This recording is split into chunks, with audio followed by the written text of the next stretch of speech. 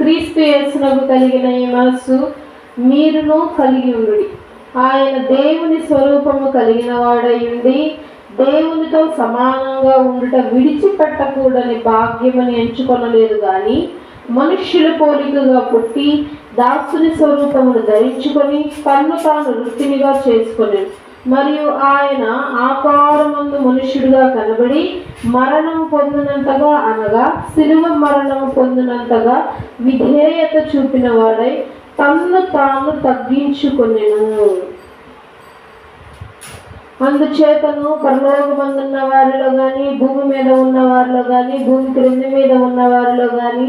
ప్రతి వాని మోకాలు యేసు నామమున వంగునట్లు ప్రతి వాని నాలుకయు తండ్రి అయిన దేవుని మహిమార్థమై యేసుక్రీస్తు ప్రభువుని ఒప్పుకొనున్నట్లును దేవుడు ఆయనను అధికముగా హెచ్చించి ప్రతి నామమునకై పై నామమును